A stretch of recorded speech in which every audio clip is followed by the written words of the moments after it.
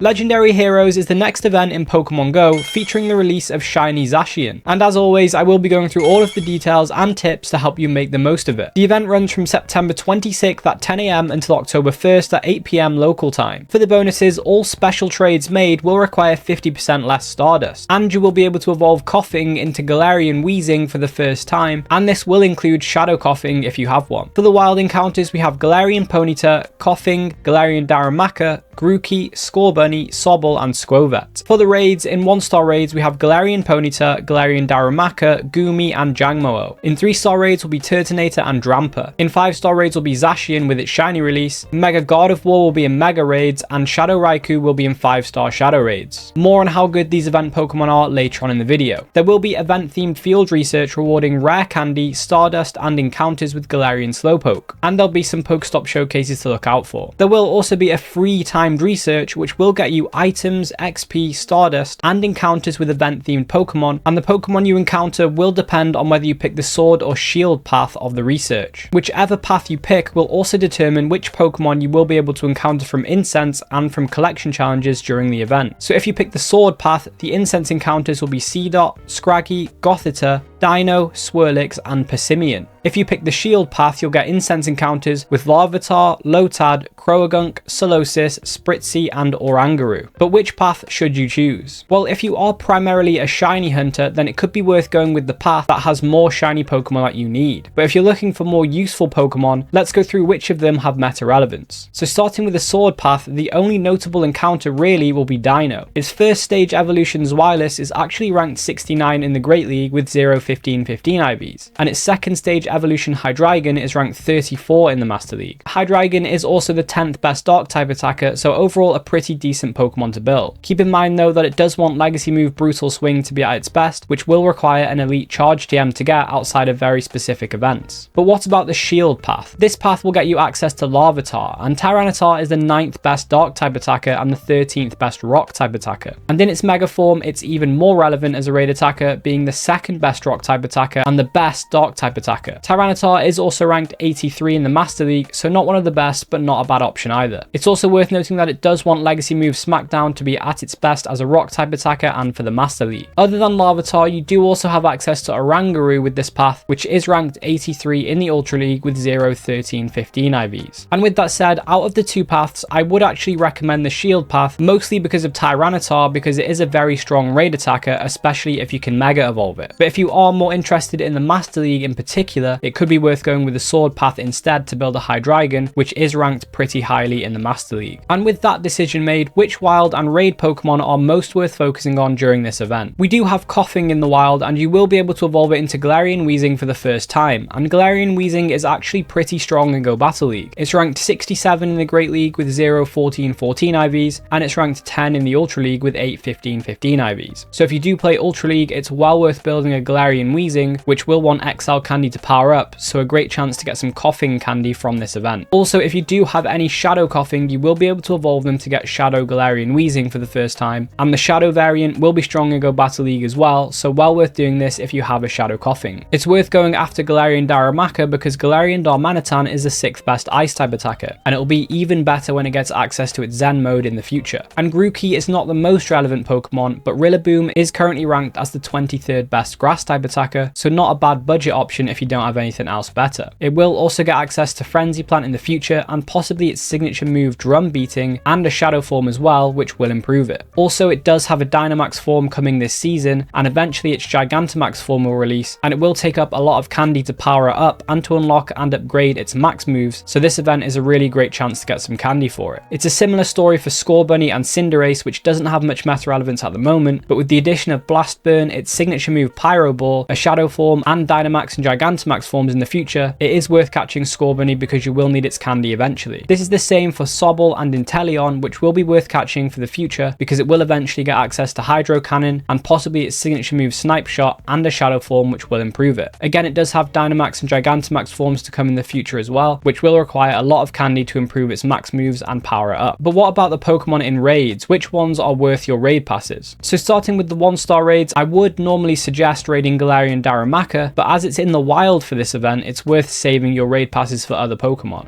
But if you are struggling to find a high IV Galarian Darumaka, then this raid could be worth doing. Goomy could be an option to raid despite the 10-10-10 IV floor, because Goodra is a strong Pokemon in Go Battle League, and Goomy is rarely featured in the wild. Goodra is ranked 41 in the Great League with 1-14-14 IVs, it's ranked 50 in the Ultra League with 0-12-12 IVs, and it's ranked 42 in the Master League. And it is the Master League version that will be the best to go after because of the 10-10-10 IV floor, and for the Great and Ultra Leagues you could always mirror trade to re-roll IVs to get a lower attack IV, but remember the perfect PvP IVs are mostly relevant at top levels of battling, and less than perfect IVs are still very much viable. Much like Goomy, Jangmo-O is worth raiding because Hakama-O is ranked 42 in the Great League with 0-13-15 IVs, and Como-O is ranked 44 in the Ultra League with 0-11-14 IVs. Como-O is also ranked 62 in the Master League, and with Jangmo-O being such a rare wild spawn, raiding it is often the easiest way to get it. Turtonator and Drampa are in 3-star raids, and neither are meta relevant, so these aren't worth your raid passes unless you're shiny hunting them or you need them for the Pokedex. In 5-star raids we do have the return of Zacian after many years, and this Pokemon is well worth your raid passes. Not only because it has its shiny release and it is a really great looking shiny, but also because it is the 3rd best fairy type raid attacker and it is ranked 37 in the Master League. Likewise, it is worth raiding Mega Gardevoir if you haven't Mega Evolved one before, because it is the #1 fairy type raid attacker and the 5th best psychic type attacker. Remember though, if you have Mega Evolved it before, you can walk any routes, Curlier or Gardevoir, to get more Mega Energy for it. This will save you some raid passes. And Shadow Raikou is worth raiding if you can, because it is the 3rd best electric type raid attacker. And if you are looking to get more candy for any of the Pokemon I've mentioned, there are a few ways that you can do this, and one of them is trading. This will be a good event to trade, but not only because of the trading event bonus, which will reduce the Stardust cost for special trades, but also for trading this season you will get 1 additional candy and a guaranteed XL candy, so it is well worth trading or mirror trading any Pokemon you want to get extra candy for, rather than just transferring them. And this isn't the only way to pick up some extra candy. You can always use Pinap Berries to increase the amount of candy you get for each catch, and you can Mega Evolve a Pokemon that is the same type as the Pokemon you're catching to increase the amount of candy, Candy XL and XP you get per catch. And as the wild Pokemon for this event have a lot of different types, I recommend Mega Evolving something that shares a type with the Pokemon you want to get candy for the most. And remember that Mega Evolving a Pokemon that is at the max Mega level will get you more candy, XP and chance for Candy XL. And to get them to the max Mega level, it's actually a good idea to tag any Pokemon you've Mega Evolved before, then you can go through them and Mega Evolve them one by one to increase their Mega level. And then once you've done this, you wait for the cooldown to Mega Evolve them again for free. It does take 30 days of Mega Evolution to get max Mega level. And to power up Pokemon with the candy that you've got for them, you do need Stardust as well. And there are no Stardust or XP bonuses during this event, but there are still some ways to get a good amount of these resources. Entering Pokestops will always get you some Stardust and XP just for taking part. And if you happen to rank highly, you can get some premium items like Star Pieces and Lucky Eggs, which you can then use to increase your Stardust and XP gains. But without any specific Stardust and XP bonuses for the event, I would hold on to these premium items and use them during events where there are 3 times Stardust or 3 times XP. Another tip for Stardust is to catch any Pokemon that you see instead of just shiny checking them. This is a great way to build Stardust, and if you can, I would recommend using an auto catcher whilst you're unable to be on your phone, like if you're driving or working for example, or even whilst you're raiding or battling. You do also have the option of using Origin Palkia's Spatial Rend Adventure effect to increase the Pokemon encounter radius, and this will allow you to reach more Pokemon you may not have been able to get previously, so you can catch more and get even more Stardust and XP. And when it comes to XP, leveling up Friendship is actually one of the best ways to get XP in Pokemon Go generally, but during this season it is even better. This is because the seasonal bonus will be giving you extra XP for leveling up Friendship, so for getting to Best Friends, you will be getting 300k XP per friend with a Lucky Egg active. So make sure you open and send as many gifts as you can each day to increase friendship with as many people as possible. And when leveling up, with the level 49 requirements of 35 platinum medals, here are some that you can work on during this event. So trading is very much worth doing this season like I mentioned previously, and doing so will help you with your Gentleman and Pilot platinum medals. It's worth leveling up Friendship for the extra XP this season, so the Idol platinum medal will be a good target as well. With event themed showcases, it is worth going after the Showcase Star platinum medal, which is the only way to get an encounter with PhD Pikachu. With Zacian returning and some other Pokemon you potentially haven't raided before, it could be worth working on your Platinum Rising Star, Champion and Battle Legends medals. And with that said, if you did enjoy this video, then I recommend checking out these videos on the screen now, and I'll catch you in the next one.